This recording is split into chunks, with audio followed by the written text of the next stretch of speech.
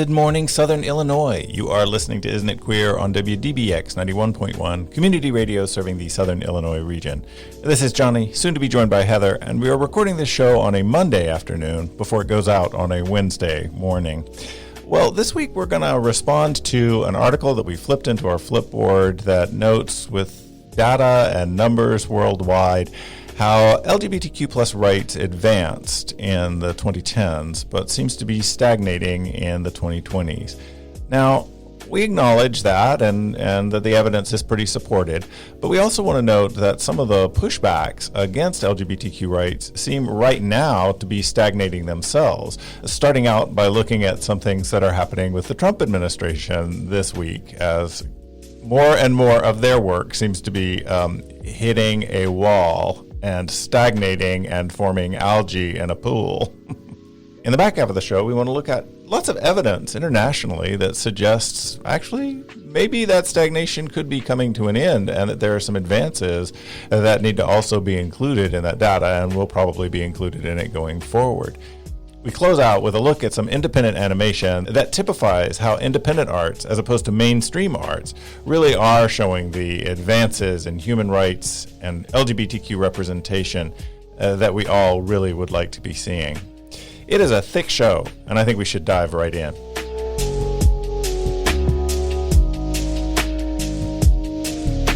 Whew. Survived the tornadoes? Yeah. That was pretty good. Yeah. I took a chance on Sunday. We were actually recording this on Monday, so I took a chance yesterday on Sunday because we had tornado warnings again in Illinois. If you haven't been paying attention, by the way, Tornado Alley is now Illinois. We have the most tornadoes landing here. Most of them have been to the north of us, but there've been some. It's one of those. We're moving up. Most tornadoes. Yay. Yeah. Greece, Golden Rainbows of Illinois South, has sort of made third Sundays of the month during the sort of summery warm month, the time that you can come out to the pit. Famous LGBTQ swimming area that's been part of the community for decades and has wonderful stories. And I really wanted to do it, but of course at about noon yesterday we were having storms at McKenna. But I looked at the radar and I was like, it looks like the bad stuff is north. And I'm going to take a chance and head out there. And sure enough, by the time I got there, the storms were past, the lightning was over, people were back swimming in the pit. It was a good afternoon. It was a good day. I'm glad I did it. Yeah, I still got to get out there. Yeah, you do it. You have to have the pit experience if you're going to be in Southern Illinois. Oh yeah, and queer. Yeah, right. Literally decades, right? Obviously, we've shared the oral history on here before, but going back to the 70s when it was a lesbian hangout and nobody owned it, and it was just kind of a secret that everybody knew about, and then it was purchased by the community, and for a while it was in the LGBTQ tour guide in the like 80s, and there was like a Canadian lesbian RV tour group that listed it, and so it was a big place to camp and swim and all that. That sounds amazing. And it's still sort of around. Connect with Greece, and you'll find out more about it. Golden Rainbows of Illinois South, Greece, not the oil. So, or the country. That or the musical. Yeah, there you go. All of them. Yep. It's good. It was a good time. I'm glad it's happening. I will be there again in July. I'm looking forward to it. The other wonderful part, right, is that it was a whole bunch of queers hanging out, intergenerational too, even though it's Greece, which is sort of catering to most folks over 50, all ages. And it was quite nice to have conversations across the board. And I just love it.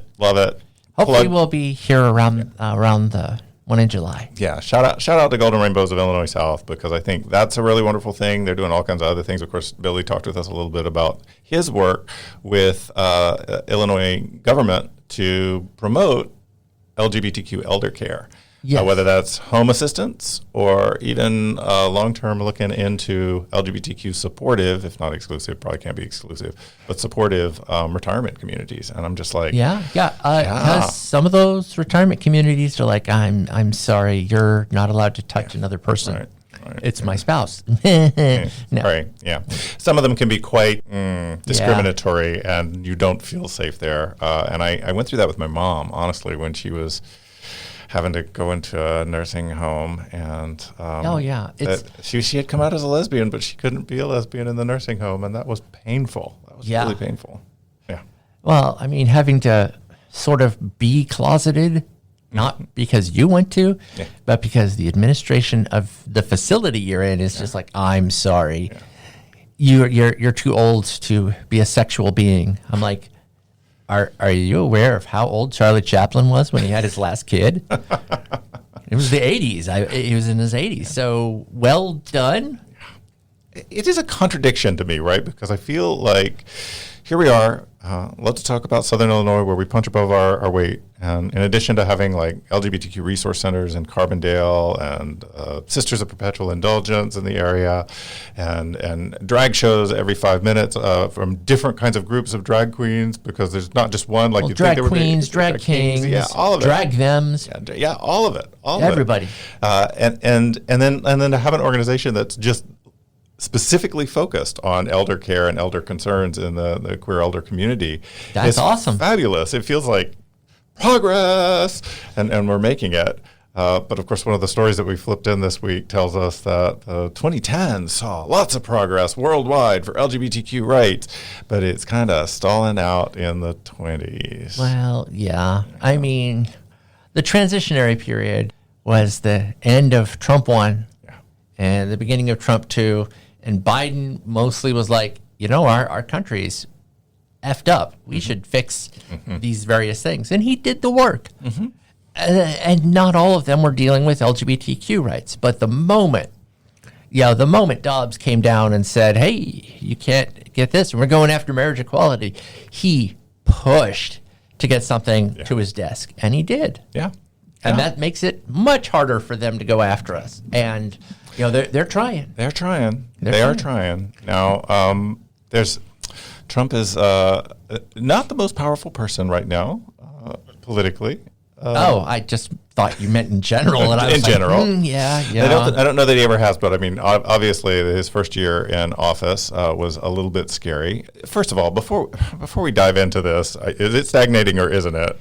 I want to check in on Trump, because. Is he stagnating? Yes. Yeah, like the reflecting pool. Like the reflecting pool. Yeah, exactly. He's a little green and orange. Yeah. Wait, he's a pumpkin. So last week, it was all about oh my God, it looks like the Iran war is finally ending, and accomplishments, even though the decision, as we pointed out last week, that he was touting before we even really got details on it, sounded like it was less than the Obama decision. Quite a bit less. And to find out, it's what he signed at Versailles, which just that kills me, because that's where the Nazis signed off and said, we have lost the war. And he signed a memorandum of understanding, which essentially is, we understand that this is predominantly the position, which, if you remember, Iran said, hey, we have these 20 things we would like. And it was all 20 things on that memorandum of understanding. And I'm like, did American diplomacy do anything? I am aware that at this point, American diplomacy is J.D. Vance, which they don't have a pope to kill, so I don't know what J.D.'s doing. There must be sofas. I don't know.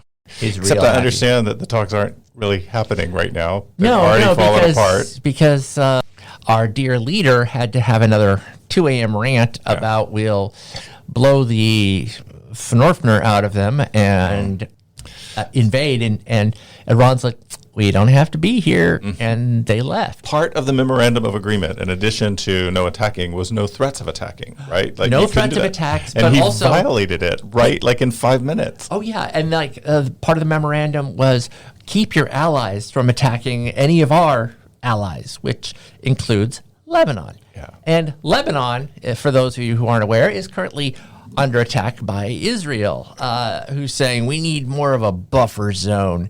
And their buffer zone seems to be from the border past Beirut, like the whole city. And I'm like, so basically you want to destroy all of Lebanon. Yeah. And of course, that was also covered in the Memorandum of Understanding. yeah. Although from the moment it came out, Israel was like, we didn't agree to this. We don't have to do anything. We don't have to follow you. We're not going to follow you. We hate that you would do this. And so some of the criticism last week coming out of the Trump administration was targeting Israel for not being supportive of their agreement. Yes, so you have Netanyahu's government saying, we don't support this because we want to blow whoever we want up. And you have Iran going, we're going to play this as long as we can. And Trump desperately trying not to be remembered as a complete buffoon, which honestly, that ship has sailed. Yeah, totally. Except that you're on the Titanic too, electric boogaloo, and breakdance into the water. Yeah.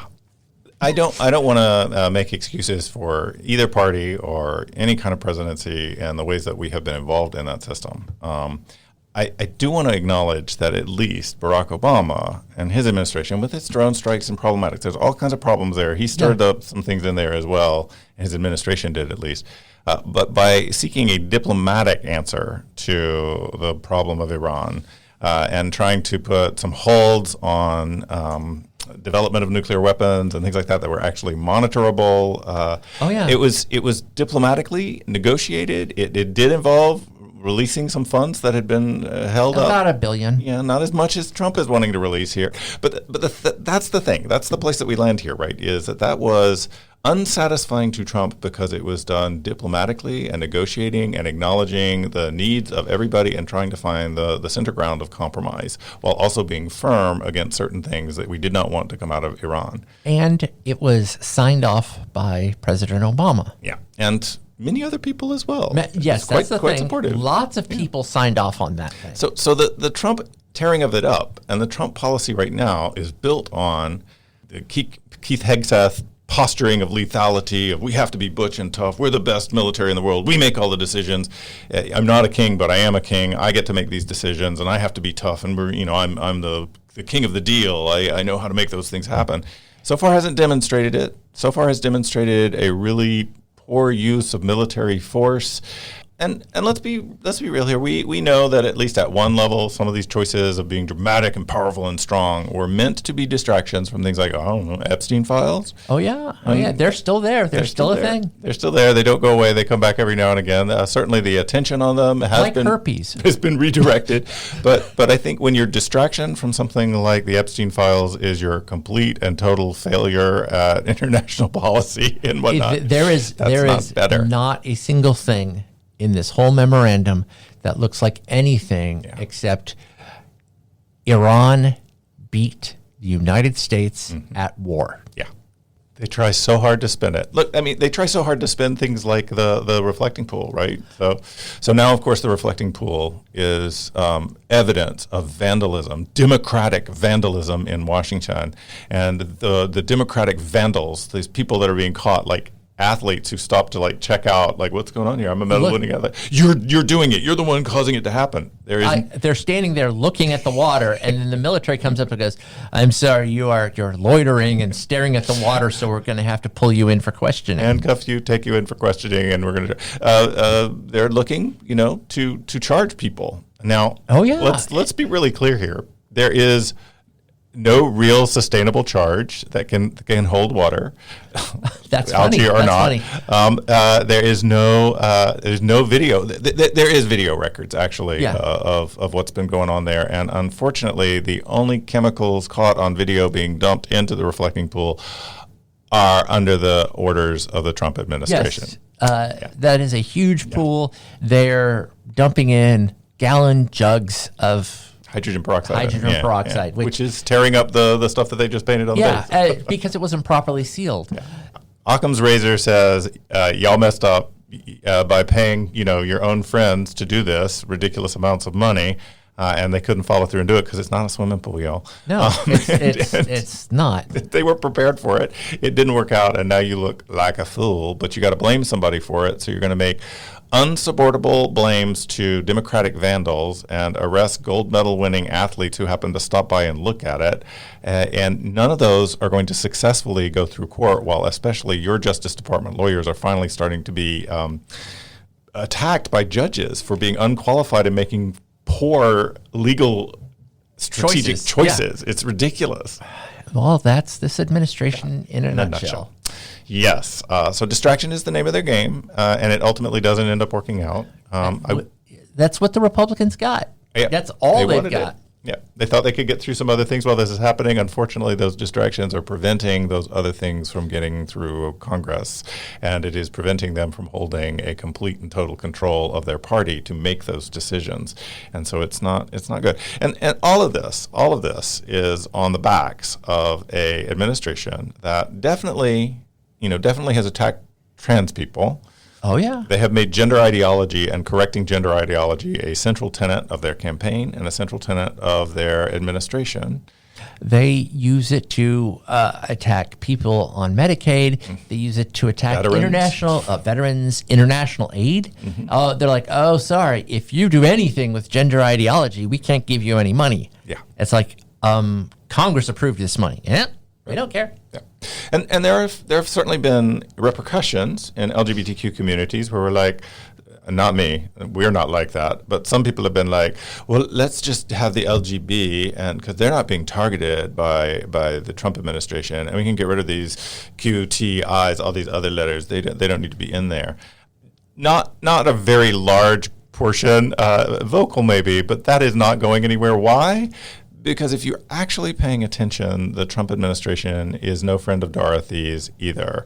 They have done plenty already. Are they going after marriage equality? Kinda. Project 2025 says they will. Have they yet? They're trying to find a way to do it. Yeah. But other things. Need to remember, at Stonewall, they changed the plaque from LGBT plus to LG. Yeah. Which means bisexuals got thrown under the bus as well. So that whole LGB coalition, they're already attacking that. Well, and let's, authoritarians succeed by dividing their opposition and getting them to fight each other. And I think, honestly, that's a lot of what they've been trying to do with any kind of targeting of gender ideology is to disrupt people who otherwise should be supporting each other.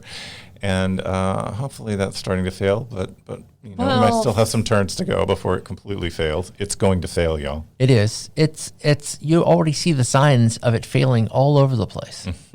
And it's lovely.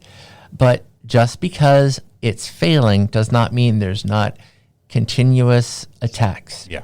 Well, and weird for Trump's successes, I don't know how to call it this, right? The power of the Fed to limit funds to people if they participate in gender ideology remains a threat. So a good example of that is the Children's Hospital in Colorado. Yes. Which this week is getting headlines because the hospital is officially claiming that because of a court ruling, they now provide gender-affirming care for trans youth. Okay. Except they have no doctors who will do it. Really? That's their claim. No doctors who worked in trans youth healthcare are willing to do any trans youth healthcare. Yeah. Now, some of the reports coming out of there, as well as reports coming from some of the lawyers involved in that court case, is that's a lie. It's still maybe not overt and public, but the administration of these hospitals is reluctant to support trans-affirming healthcare. And why? Money. But the thing is, context is everything in situations like this. This hospital does a lot for low-income kids with all sorts of absolutely terrible health conditions. Yeah. Trans healthcare is a small portion of that work. So what they're trying to do is their Medicaid access, which allows as much free treatment to these kids as possible, is under threat. And they've been flat out told, if you do this, we'll take your money. And it becomes a question of, do we support all kids or do we support 99% of kids? Yeah. And that's hard. And just to be clear, not to be dissing on the Children's Hospital. Oh, no. This is directly a response to federal policy under the Trump administration. The withholding of funds is a big deal, and this is something that they continue to want to do. Yes, they can do that based on trans identity, but it's not the only place. With immigration policies, even from countries that we were willing to take immigrants, will we take LGBTQ people? No. That right now is a reason to say no and not allow people in. And then we have, people in our own country being assaulted just because they happen to be LGBTQ. Yeah. and I think it was Idaho. A couple of guys were eating at a restaurant called Acapulco's in this little tiny town in the middle of nowhere. And then they started getting harassed. And then they got up and left, very prudent. But the guys followed them and then chased them. And then they reached train tracks. And that's when the beating began. And yeah, the black eye, kicked a couple of times. I mean, it was not good. And the thing is, part of that is a direct response to the administration upping the heat against LGBTQ people. I mean, that's unquestionable. And also, you got the frustration of, hey, we're in a tiny town. Yeah. Our money is all jacked up from whatever source, and we have high inflation. We're going to take it out on someone. Hey, let's take it out on the queers. Yeah. Because it's a time-honored tradition. Yeah, and in a government that doesn't believe in hate crimes, except the discrimination against white men. Yes. Then we're not going to see Christian white men. Yeah. They're the most discriminated against group in America right now, and they need to be protected. And all your concern about hate crimes for people of color or LGBTQ people is misdirected, and we don't need to put any money, effort, or any concerns there. And so, federal policy is having that kind of impact on us. Oh, Trump! Because we keep forgetting that these federal policies, when they work well, they are basically silent in your life. When they don't work well, they are loud and jarring. I mean, fundamentally, you don't want to hear any news except positive from anyone in politics. Yeah. Because otherwise it's, got to vote them out. And this administration is, we're just going to destroy everything and go after everyone, and we don't care. Yeah, it's I really want this administration to fall apart soon, because I'd like to get back on the track of advancing human rights, really for everybody, but especially for the LGBTQ community, just because I have a connection with it. But honestly, with everybody. Yeah, I mean, the idea of let's focus on the LGBTQ community is, hey, let's go after this minority group, and if we lift the water there, it raises all boats. That was also some of the reasoning behind, hey, let's fix some of our racial issues because it'll raise all boats. Honestly, that's part of it. Just like basic economics theory says, if people can afford to buy things, the oligarchs get more money. So instead of saying, hey, let's keep raising minimum wage and stuff so these people can make more money so that we can get more money, they're like, no, we're going to tight fist everything. And because austerity never works. Yeah. I mean, a lot of history shows that. Yeah. Works for some people. Individuals, maybe. If you got a lot of money and you can, get a little bit more from exploiting others, but in the long term, no, it doesn't work. Yeah.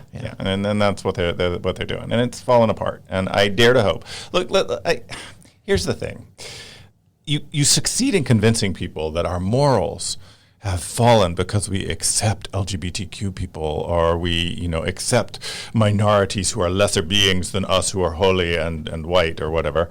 And if we just embrace our moral integrity again and are powerful and strong, then the economy will benefit us. Dudes, that doesn't work. It's not working now. It never has worked. It's not gonna work. I think a lot of it is some of these Christians have actually never read the Bible. Well, there's that. they go with whatever their pastor tells them. Yeah. I mean, some of those pastors are not actually communicating a tradition even of Christian beliefs and values, but let's be clear: heal the sick, feed the hungry, help the poor, whip the jerks out of the temple, who are making money. Who are making money. Yeah. Gosh, that sounds. Protect the stranger. Protect the person that's not part of your country. All of those things. All those things. Yeah. They're big Christian ideals, which we don't see pretty much from. The good news is it does seem to be collapsing, right? And yes. We talked a little bit about James Tallarico last week, but right now I love the evidence that sort of shows, on the one hand, he's trans, on the other hand, he's anti-trans, and both of those things are bad. And it's like they can't get their message straight on him, and they're so desperate for anything because honestly, Paxton is a dumpster fire. Yes. And anything to distract from looking at his record. Honestly, you got Trump is a dumpster fire. You got DeSantis, absolute dumpster fire. And you got Paxton, who other dumpster fire Republicans call problematic. That's a big step. I mean, Paxton is it's like, hey, let's put this guy against a pastor. Let's see how that plays out. And so they're like, let's go to the old well and we'll attack him for being a soy boy in barbecue country. We'll call him trans. Oh, but he's somewhat anti-trans, so we'll call him that too. And we'll just call him every name we can think of. Yeah. It is so desperate. It is so clinging to anything that might work, and nothing is working right now. And that's kind of where I want to go in the back half, right? Is as much as there is evidence, and we flip the story in that shows the evidence that the advancements of LGBTQ rights, human rights, and human rights in general have seemingly stalled out in the 20s, at least right now in the 20s. Mm-hmm. There is some evidence that maybe that's not the entire story, and we can maybe put a positive spin of hope on this, I hope, even at the same time that we're really starting to see significant cracks, especially in the attempts to try and target LGBTQ folks and trans folks included as the big scapegoat, as the big distraction, that's just not working anymore. And, no, not really. Yeah, that's you can attack trans people all you want. The algae is still going to grow in the reflecting pool. That's very true.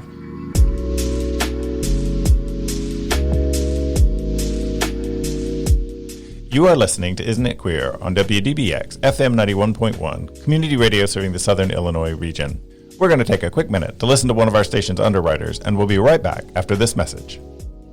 Support for community radio on WDBX comes from the Carbondale Times newspaper, serving the community with news, sports, entertainment, and all things Carbondale since 1997. Pick up a copy of the Times each Friday for civic news, information on who's playing the Strip this weekend, an extensive list of upcoming community events, and all the latest on Carbondale Terrier and Saluki athletics. Best of all, it's free. And to keep up with the Times anytime, visit us online at carbondaletimes.com or look us up on Facebook. Want even more information? Give us a call at 549-2799. Thanks for reading, and remember, together we are Carbondale. And we're back. Yes, we are. Okay, so those statistics and that article, the sort of thing that's saying that we're stagnating, actually is looking at world statistics. Yeah, it's a global analysis. Yeah, especially, they had a whole thing of before marriage equality and after marriage equality. And some countries, after they got marriage equality, jumped really high, and some have backslid. Yeah. Throughout that whole debate about marriage equality, many of us tried to say, this is good, and I'm glad to see this advance. It is not all of human rights for LGBTQ people. So there's many other things that matter. I don't know, discrimination for housing for especially trans folks right now. Still a big thing in this country. Especially trans folks of color. Mm-hmm. I mean, of color. Yeah. In general is, you know. Yeah. Here's a phenomenon. We certainly experienced it here, but we're not the only country to experience this.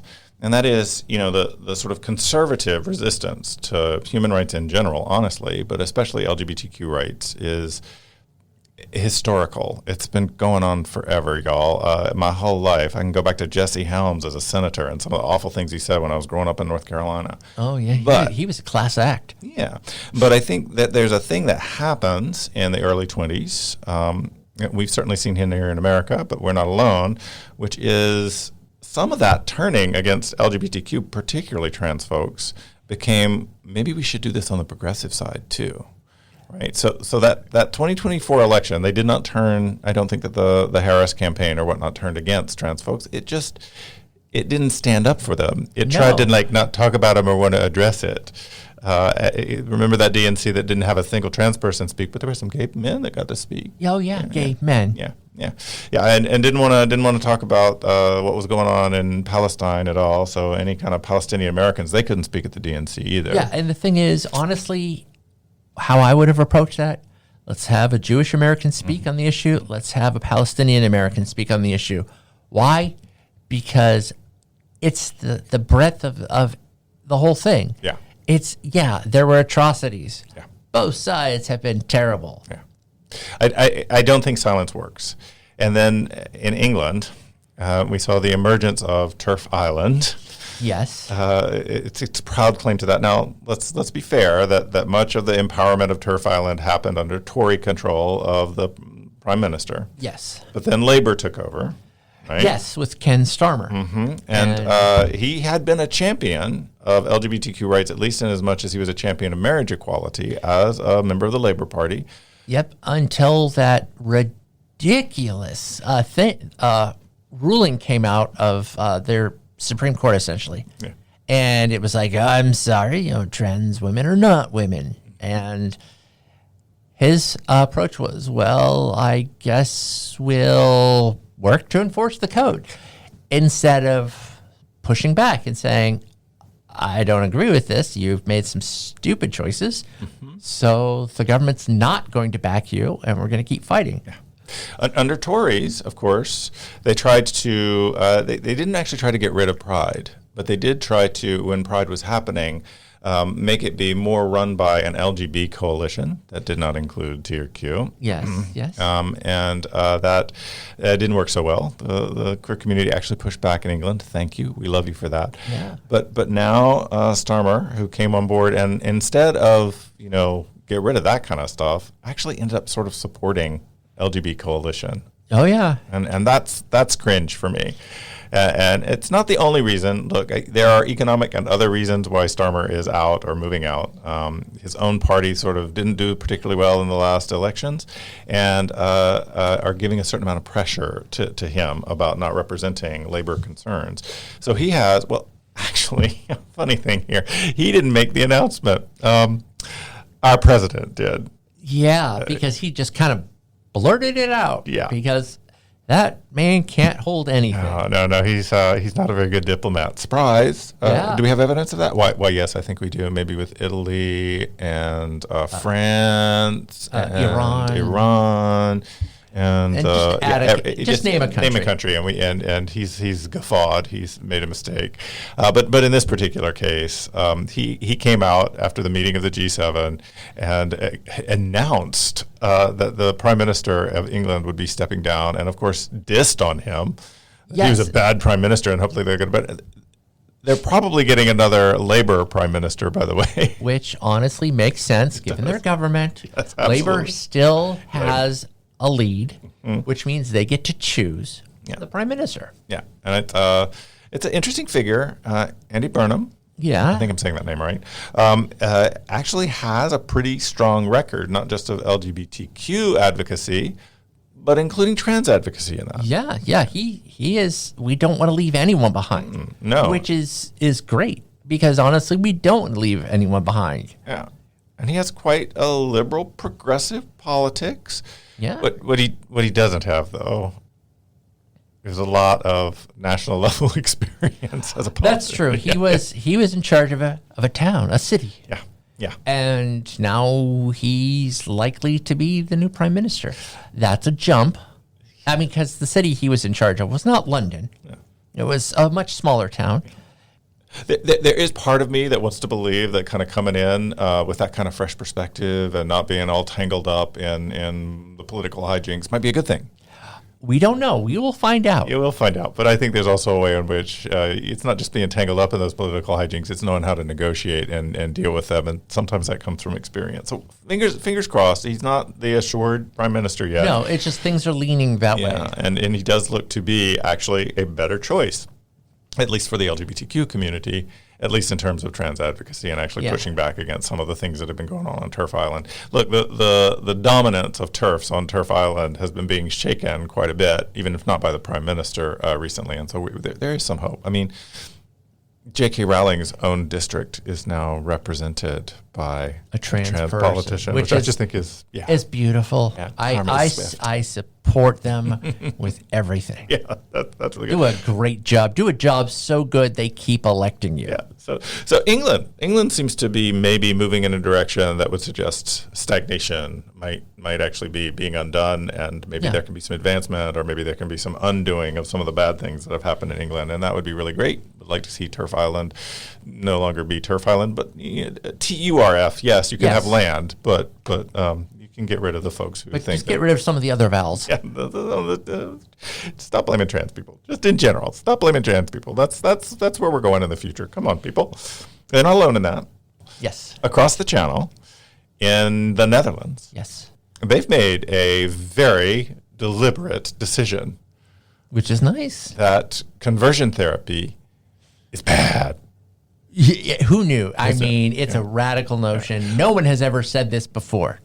But they're putting some real punch behind their conversion therapy is bad. First of all, it's not just bad for kids. It's bad for adults. It's bad for adults. It's a bad thing. Don't do it. It's not helpful. And just to be clear here, conversion therapy for LGBTQ people. Now, LGBTQ people is what they do not support conversion therapy for. The T and the Q are very much a part of this ban on conversion therapy. But people keep forgetting. LGB is still there. Oh, it's still there. Oh, yeah. Yeah, that's still part of it. So these are people who would try and convert lesbians, gay men, bisexuals of all types.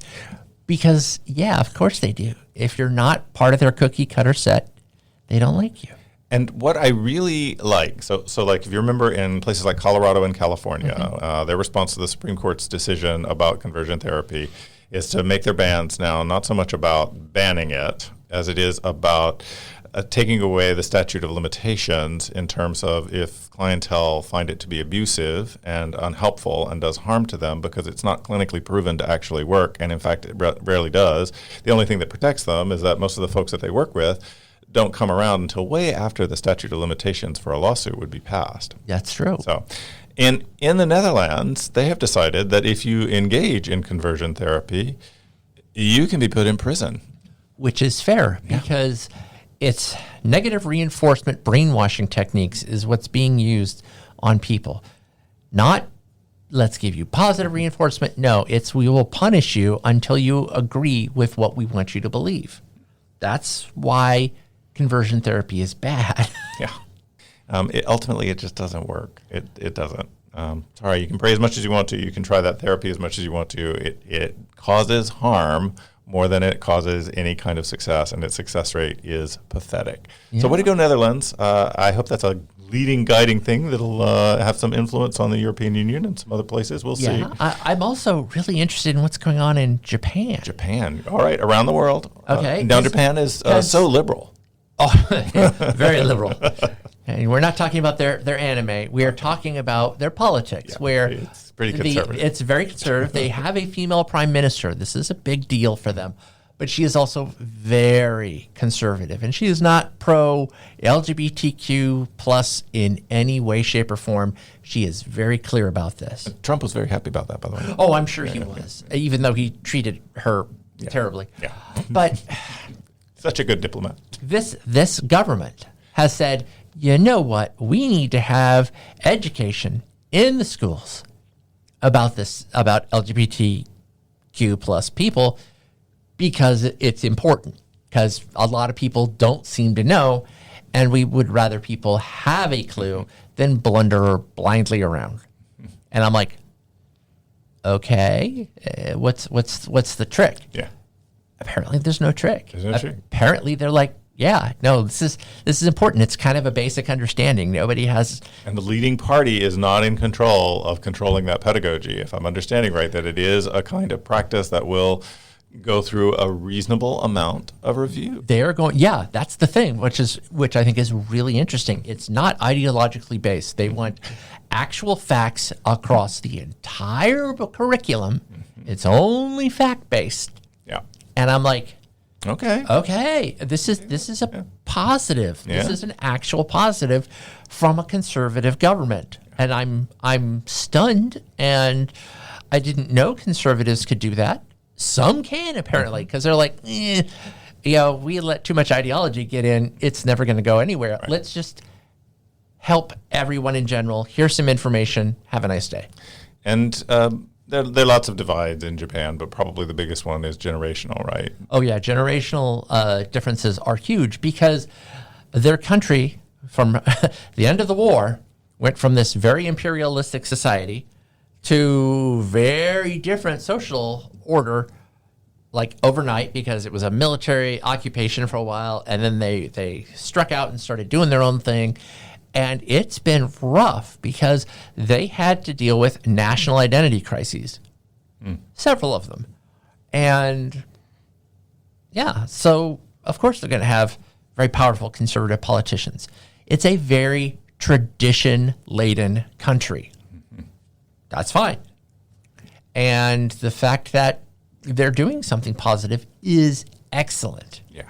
Will they do more? We don't know. They might. Hard to know. Because the younger population is overwhelmingly supportive of LGBTQ rights. And, the next couple of generations up, not so much. And so they're trying to find a balance. Now, you said earlier, of course, that the politics, the government is different from the anime. And the funny part of that, of course, is that the anime, not all of it, but a lot of it, has been actually culturally diverse in acknowledging different approaches to gender, to different possibilities for transitioning, to the possibility of same-sex relationships. Oh, yeah. And that these have shown up because, remember, the thing about anime is it's not just for the kids, y'all. Japan was very quick to adopt the idea that animation is for adults. And a bit of animation, a couple of years older, which I think is very funny, was Yuri on Ice, which was about male figure skaters who ended up in a relationship with each other. And now we have heated rivalry, which is male non-figure skaters, but hockey players. Hockey players. In a relationship. I'm like, okay. And they do some really interesting stuff. They do some really weird stuff. Oh, yeah. But it's anime. It's anime. And I mean, some of their stuff is absolutely wild and gets into these weird theoretical places about, totalitarianism and AI and transhumanism and anything you can think of. And then they have, stupid anime like Ranma 1/2, which is, if I get splashed with wet water, I turn into a girl. Yeah. I mean, Rumiko Takahashi, that was amazing. If only it were that easy. Oh, God. You have no idea how much I wanted to go to China to find those stupid pools. I can completely understand, and magical thinking is wonderful. And I guess the thing that I'm pointing to is that the animation there, the culture there, is way more complex sometimes than we might want to think, just if we look at the political leanings, ideological leanings of their politics. Hey, animation is always a place. And I just want to shift just a little bit now, because you were talking. I like to think that I know animation, but honestly, there's too much of it out there in the world, and I can't keep up with all of it. Recently, what's been going on is there's been a push in independent animation online on YouTube, namely by a company named Glitch.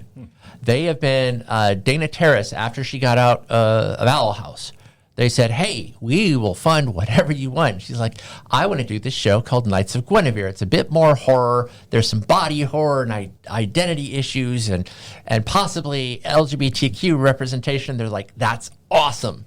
We want it. And her previous one with Disney, Owl House, did great. It did great. But because one person on this one board said, I don't think it's the Disney brand, they killed it. And season 3 was shuttered down to 3 45-minute episodes. The team did an amazing job. They tied up the movie. It was rushed, but they managed to tell a good ending. Yeah. Good job. Loved it. But there's other things out there, and Glitch has been pushing really interesting stuff. One of the things that's been going on for several years is a show called The Amazing Digital Circus. It's computer animation of these 3D models of caricatures. They're strange. I haven't seen it, but I was looking at pictures of it going, what even is that? It's not an animal. It's not a human being. It's digital. It's a digital imagination. Yeah. And there's various characters. The AI who's in charge of this whole collection of people is Kane. He's specially. And so over 9 episodes, 8 episodes and a movie. It goes through this whole thing, and it's kind of traumatic. It deals with some pretty dark issues and stuff. And one of the questions, because one of the characters, a character named Zubul, is made up of different bits and pieces, and she can change parts around. They go, is Zubul trans? Because this unstable physical identity. That didn't turn out to be the case after the final episode. Careful about the spoilers. Yeah, that was not how that one played out. But there was another character who was revealed to be trans. Yeah.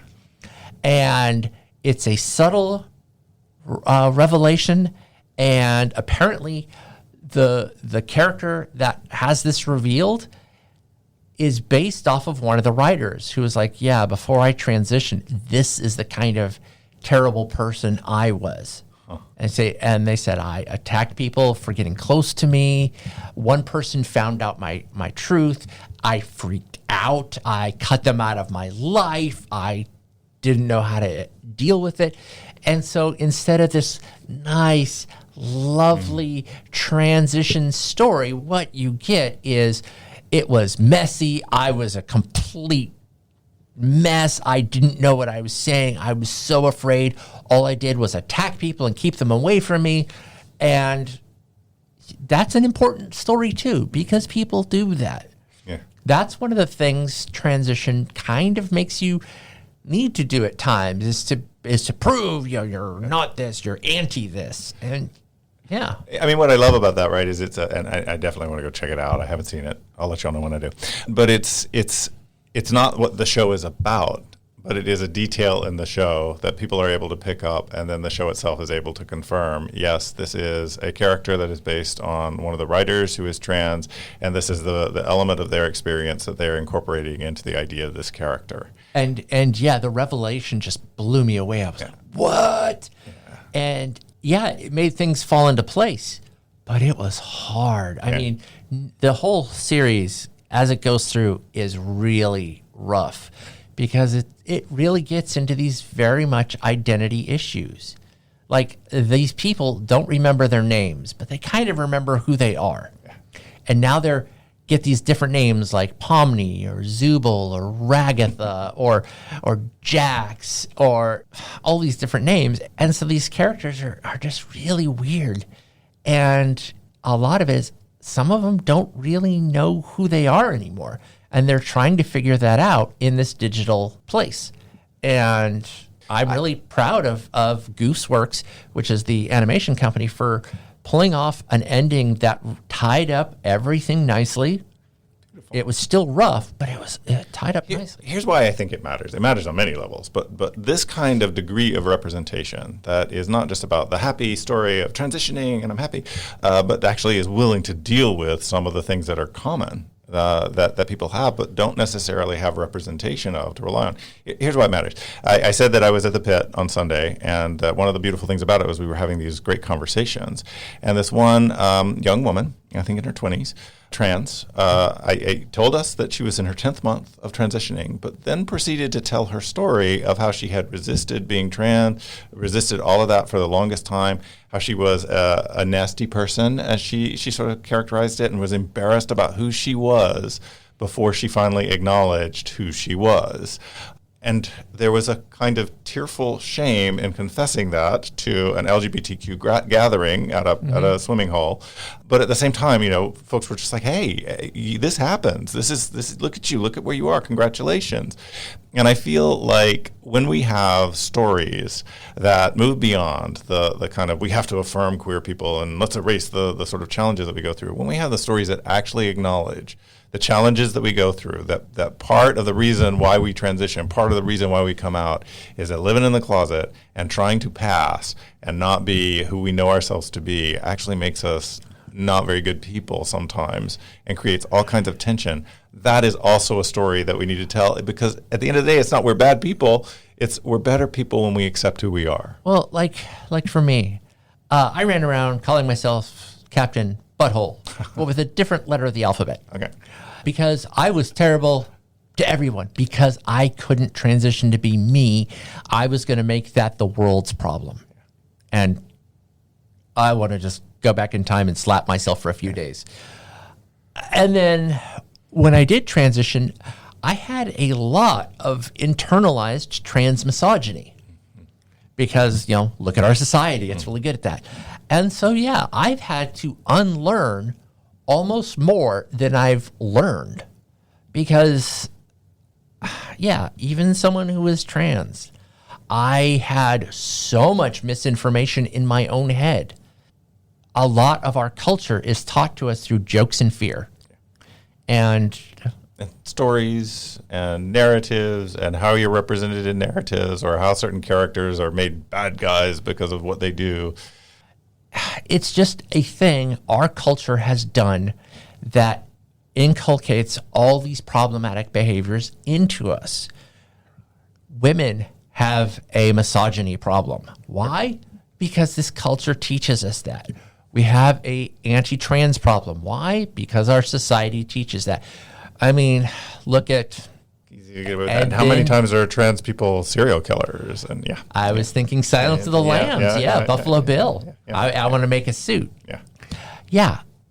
So we're in this place, right, where I think, part of it is, maybe we need to stop having that kind of propaganda, that sort of subtle way in which we communicate that these ways of being are bad. At the same time, queer and trans identity is not simple. No. It's part of human identity. It's complicated. And especially in the process of coming to self-understanding, if your society makes it stigmatized and shameful, the things that you're willing to do to avoid being identified with that stigmatized and shameful identity can be pretty shameful themselves. And traumatic for you. If your society says being gay is bad and you're gay and you're terrified because your society says this is bad, how far will you go to prove to yourself and to everyone else that you're not one of them queers? And it leads to people who are LGBTQ committing violence against other LGBTQ people. And then when they realize, things that they can't hide anymore, it absolutely guts them. All because our society has primed us for violence to these things because that's part of the comedy. That's part of the stupid joke. Yeah. And animation like the Amazing Digital Circus and all this new stuff coming out from Glitch and all these amazing independent animators. Look for independent animation because Disney's not really doing anything challenging. They went from The Owl House, which was this really complex, interesting story, to they wanted to do something magical, so they have a pseudo-goth girl in a thing called Hexed. I saw a little bit of a trailer for it. Disney sanitized Moon Girl and Devil Dinosaur in ways that I was not happy about either, cutting out a trans character, and I feel like the later seasons of that went downhill as well. Hey, part of what I think we're pointing to, right, is it may feel like the mainstream is stagnating, but the flow is still happening in the independent sources. If we're talking about animation and cartoons and so forth, it's happening elsewhere as well. And so a quick reminder, this is what Pride Month is kind of about, right? Oh, yeah. Pride Month is about, in part, positive representations, pushing back against those folks who want to go, why do we got to have a Pride Month? The more you complain about that in the comment section, the more you prove why we need to have a Pride Month. Thank you for your efforts. It bigger. Thank you. Thank you for proving why we do it. But it ain't over, and we're still in it, and there's still stuff coming. And the opportunities that we have independently to tell our stories and to do so in creative, wonderful, fabulous ways. Support every LGBTQ creator in every format you can find. And in addition to supporting them, why don't you try being one? Well, right? Certainly in making your art and your comics and your online cartoons and all the kinds of ways that you can make stuff and find an audience for it. But here's a specific one that I just want to make sure we get a plug out for. Oh, absolutely. Because this coming Saturday night is Pride Open Stage. This is being hosted by Leah Fantasy, recently on the show this month, and Cora DeVille, fabulous local drag performers. We love them. This will be at the Key West Bar, not the island. Yeah, Key West Bar here in Carbondale on Saturday, June 27th at 10 p.m. If you want to be a performer, if you want to dress up fabulously and come to a lip sync performance, or you've got something that you want to share and you think it would be great for queer identity for Pride Month, you are invited to do so. It's an open mic. It's an open mic. They'd like you to show up at 8:30 so they can figure out who they've got and make the show come together. But you are invited and welcome to do that, and we would love to see you there. This kind of thing is all about independent production. It is about representation, and maybe you've got an element of queer identity that you are living with that you can fabulously share that provides wrinkles and nuances and understanding beyond just the common perceptions. And we would love to see you bring that particular wrinkle. And if you are trans, don't be afraid, if you're trans femme, to be a drag king or a drag queen. Mm-hmm. Live it up. Yeah. This is for you to have fun doing something you find enjoyable. Leah Fantasy was really beautiful in their talk with us because they pointed out that we used to think of drag as like, cross-gendering. And honestly, she's like, there's women who are cisgendered women who do drag as cisgendered women. Yeah. And drag is about camp and excess and fabulousness and all of that kind of stuff. It is its own kind of style. It is its own kind of way to engage in an investigation of queer identities and possibilities. And it's wonderful. And I just love that there's an open opportunity for you. And that's how we're seeing out Pride Month here in Carbondale. Now, that said, if you wanted to go for a drive for about 2 hours over towards south of Evansville, in Kentucky, I do want to remind you because they've included Henderson. It's Henderson or Hendersonville. Henderson, I believe. Henderson, Kentucky. Okay. Pride 26. They're 26 Pride, I think. Wow, y'all have been doing it. That is also this coming Saturday, June 27th, from 2 to 10 p.m. It includes vendors. It includes food trucks. It includes drag performances with quite the lineup of drag performers, some of whom I think we've seen here in Illinois, but some of whom are from parts of Kentucky that don't always get over into southern Illinois. And it looks like it's a whole lot of fun. And it is in Central Park in Henderson, Kentucky. And I'm really happy because apparently they listen to the show, and I want them to know that we're plugging them.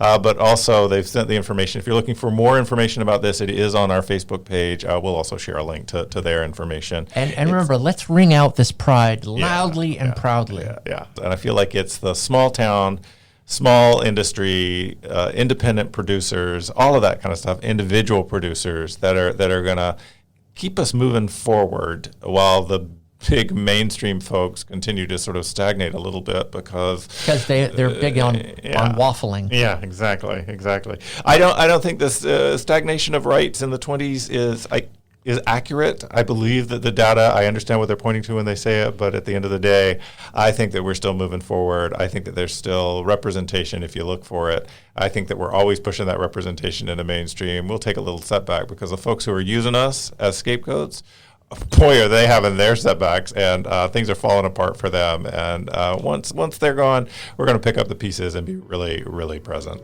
Absolutely.